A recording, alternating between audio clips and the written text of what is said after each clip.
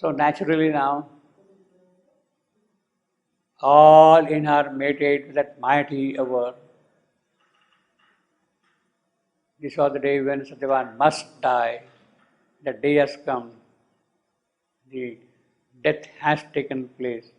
Now everything is now there for Savitri to do what she has to do. Meditate with that mighty hour, as if the last remnant had been slain by death of the humanity that once was hers. You see that although Savitri had done yoga, etc., all that thing, well, all that humanity that once was hers. This is important distinction. You see, I mean, you take in the case of the mother, when a moment of importance comes, she comes out with full force. At that point, she is already having that thing, but it comes into action in the event of that particular moment. You see. Yeah. It is a Shriman also. Mother left the room because she left him, so not to allow him to leave. So that way, this tremendous hour must come. A seed shall be sown in this tremendous hour. That is what we have got, no? Basically, the whole Savitri is given for that moment. Yeah, for that moment. Everything is now coming, is kind of getting focused on that moment, is converging on that moment. But she has already seen that she will succeed. I mean, that is. No, now it is coming into action, that is important. Yeah. Before you said that she will all, the far ends are seen, so she knows she will succeed. 91.9. 91.9.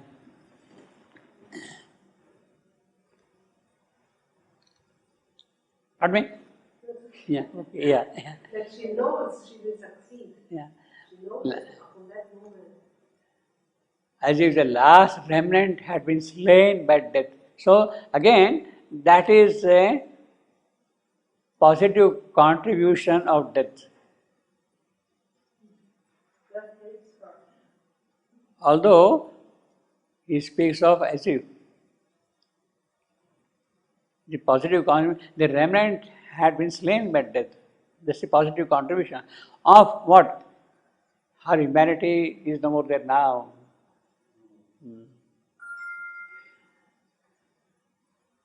Assuming a spiritual wide control, means had that death not taken place, she would have remained human. So that is the death's tremendous hour. That is the death's tremendous hour. To remove your humanity, assuming a spiritual wide control, making life see a mirror of heaven's sky, the young divinity in her earthly limb filled with celestial strength her mortal part. So again, her mortal part, her humanity, her young divinity. Now he speaks of young divinity. Young divinity. Savitri herself is a young girl, so of course. But just now, it has just happened. Nascent, new birth has taken place. The crescent of birth is tossed. A crescent of birth is tossed, you see. New birth has taken place. Therefore, it is young divinity in our case. It's the same thing also with Shravinda. He was not human anymore. He was human. But he accepts all the human. He has to work through human conditions. Yes, that's right, but he was really not human. No, Shravinda said that he was very selfish, even in told lies at one stage. In the beginning, he was human. Yeah, very human. That's what I said, but in the end, there was no more human. Yeah. They have to go through. Yeah. It was really. So young divinity is because a new birth has taken place in her. So he see how the poet is mathematically precise in every description which he is presenting here. Yeah.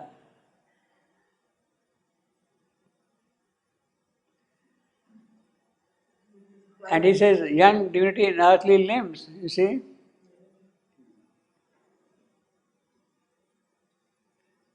I don't know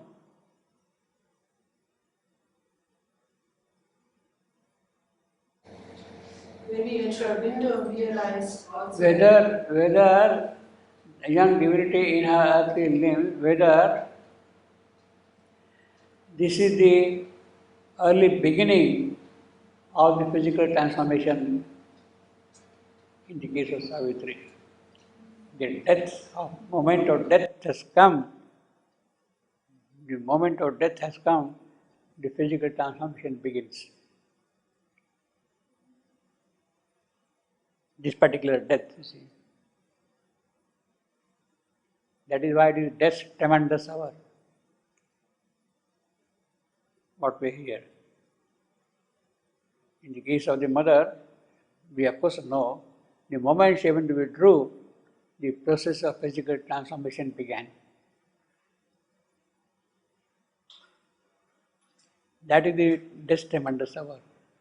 Death's tremendous hour is 5th December, 1:25 a.m., 5th December 1950.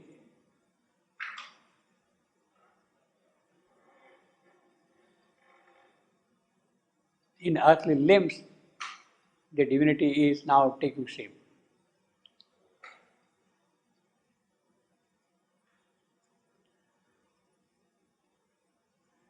Over was the haunted pain, the rending fear. Her grief had passed away, her mind was still, her heart beat quietly with sovereign force. Now, this is the human aspect of Savitri, which is no more than now. There came a freedom from the harsh things. Now, all her acts sprang from a God's calm. So, everything now in God's calm. Calmly, she lived upon the forest soil, the dead who still repose upon her breast, you see. Upon her breast, you see. and, and for to turn away from the dead form. Soul, now she rose to meet the dreadful God. Again, is a dreadful God, you see. That mighty spirit turned its mastering, that mighty spirit, the dreadful God, turned its mastering gaze on life and things. Inheritor of a work left to it unfinished from her halting path, when yet the mind, a passionate learner, toiled and ill-shaped instruments were crudely moved. Transcended now was a poor human rule. A sovereign power was there, a godlike will. Everything is now in that way. Now he doesn't say a sovereign power is there. Of course, the power is there. He doesn't say God will. He says godlike will. This is important. Godlike will, not God will. Because it is human Savitri, through her things have to happen. Godlike. A moment, yet she lingered motionless and looked down on the dead man at her feet. So she is now sitting down. She is standing up with him. Now this again, this is very clear here. She says a response from her breast, a repose from her breast, you see, not from her lap. You see.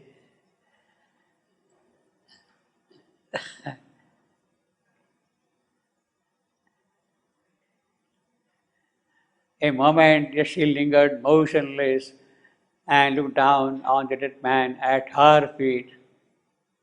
Then, like a tree recovering from a wind, she raised her noble head, like a tree recovering from a wind. So there is the storm and the tree is shaken up, but the tree is recovering from that thing. Like a tree recovering from a wind, she raised her noble head. This is a very epic simile. like a tree recovering from a noble head. It's an epic simile. There is a greatness, there is a grandeur in that. The simile is very simple, but there is a kind of a great grandeur in that simile. You see, tree recovering from wind, she raised her noble head. Now, it has the Homeric touch. Homeric similes are simple like that, straightforward. They are normally longer than what we have, but this has the element of that Homeric simplicity and epic quality in the simile scene. Homeric turn.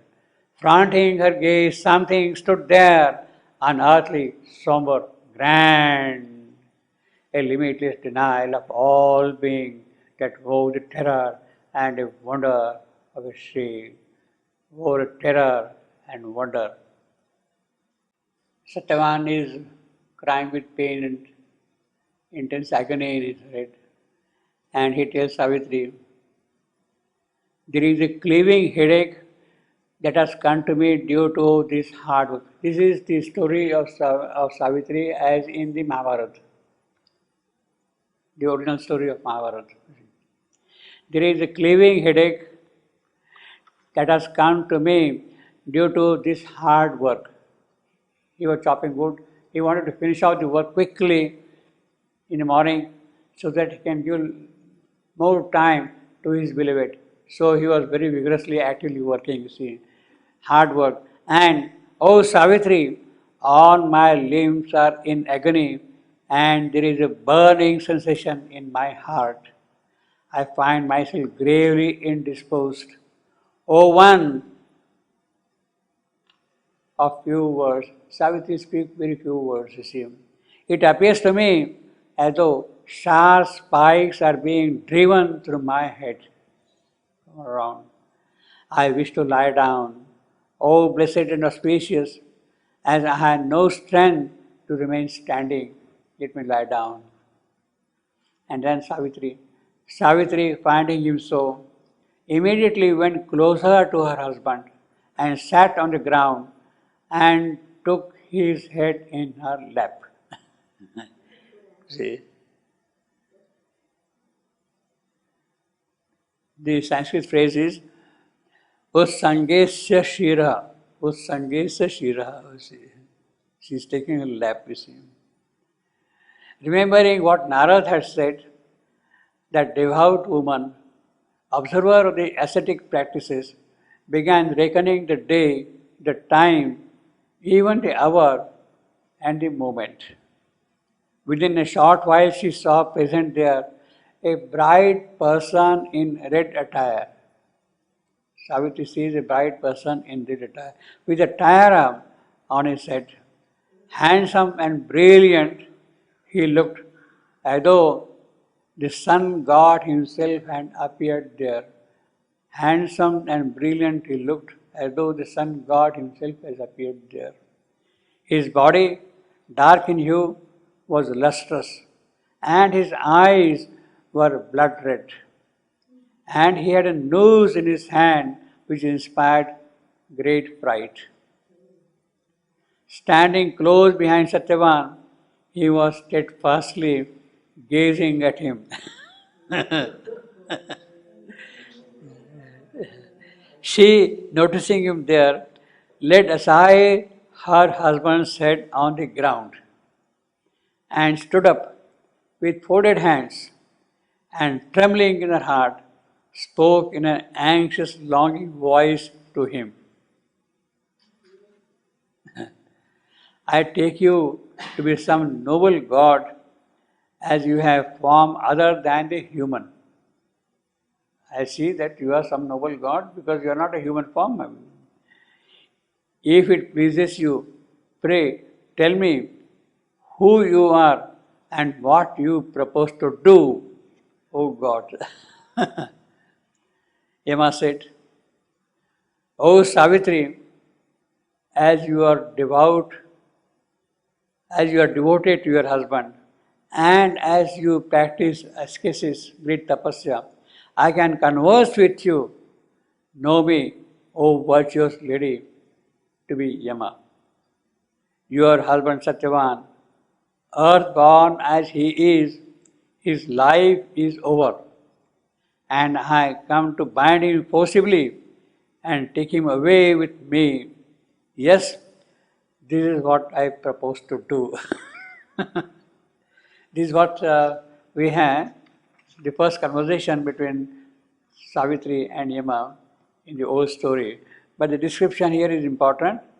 His body, dark in hue, was lustrous and his eyes were blood red. And he had a noose in his hand which inspired great pride, standing behind Satyavan, etc. etc. Handsome and brilliant, he looked as though the sun god himself had appeared there. Sun god himself had appeared there. That is important. In the traditional story, Yama is the son of Vivasvana. Vivasvana is the sun god, and it's called Vaivasvana. The son of Vivasvana is Vaivasvana. So, it is as if the sun god himself has come here in your form here. Now, why I am saying this one?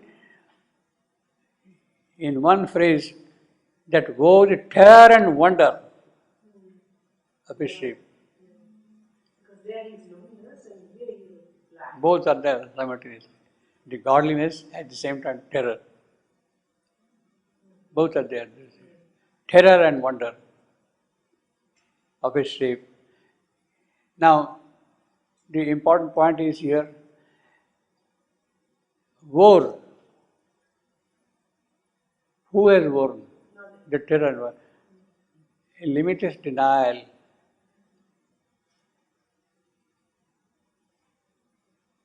That is the nature of Yama. The denial of divinity in this creation, the divine possibilities in this manifestation, the denial of that, that is his nature here. He is wearing that form now of wonder and terror. Actually, he is the embodied nothingness. Yama is embodied nothingness, as we shall say.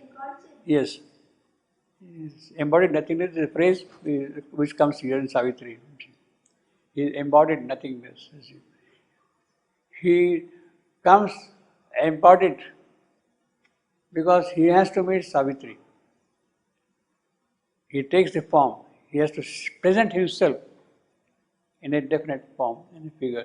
Therefore, war, the terror and wonder of his shape. In its appalling eye, the tenebrous form. You see, again he says clearly, tenebrous form. Both the deep pity of destroying gods. Its sorrowful irony curved the dreadful lips that speak the word of doom. The eternal night, the dire beauty of a mortal face, pitying a rose, receiving all that lives forever into his fathomless heart, refuge of pleasures from their anguish and world pain. Here is one of the rarest examples in Savitri of a full stop appearing in the middle of a line. Normally, all the lines are end stopped and the full stops appear at the end of the. In our numbering system, we have counted the full stops only which appear at the end of the line. This is not included at all in the counting. Destroying gods. Huh? Yamanas, he takes the life of human beings. No? He also takes the life of gods. Yes. Destroying gods. Sorrowful irony curved dreadful lips. No. Destroying gods. Pity or destroying gods. There are destroying gods. Yes, there are all kinds of gods. Kali destroys. There are more gods which are destroying. There are all kinds of gods. Yama also destroys gods. Yes, of course. That is, he says, limitless denial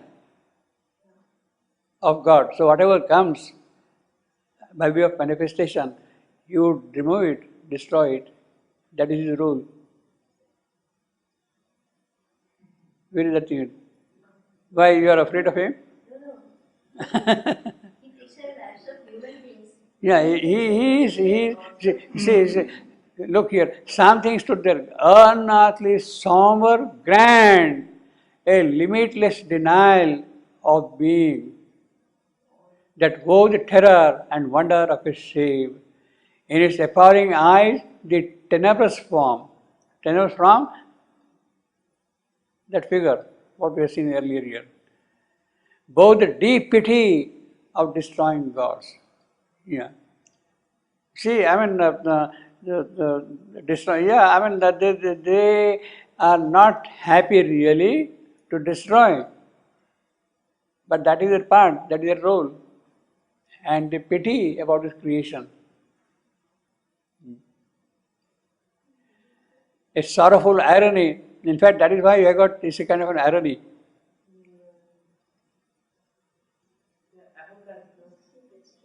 That there are destroying gods, that goes with sorrowful irony. You see. How the dreadful lips, they speak the word of doom. See, that is what they do. This destroying God, they will speak the words of doom. Eternal night in the dire beauty of an immortal face. Eternal night in the dire beauty of an immortal face. She is an immortal. But she is also beautiful. That beauty is dire. There is a double character of Yama also. We have seen here also. The bright and the dark, both. Actually, in Vyasa Savitri, the Yama which is present is a very sweet, nice person, that kind of a thing. He has an assigned job to do and he is doing it. But at the same time, there is great sympathy, great love, there is great harmony, there is great wisdom in him all the while. What we have in Shyabandu Savitri is that both the aspects of Yama are present in what he calls death, D capital.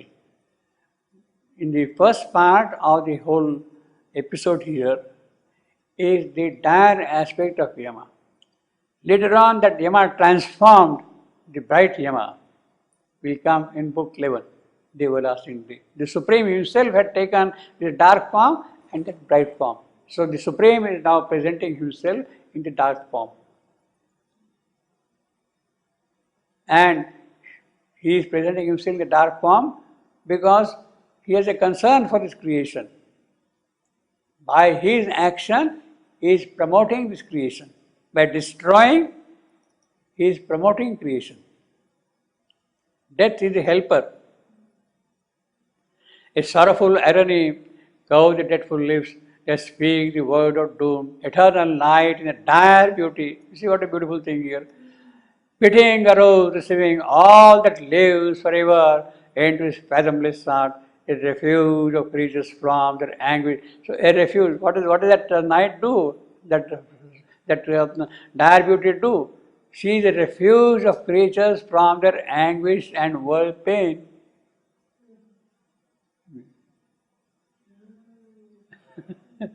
Yeah, you struggle, you do this, you do that kind of thing whole day, and then you fall asleep. Everything is forgotten. It's a refuge. The deep sleep is a refuge for you.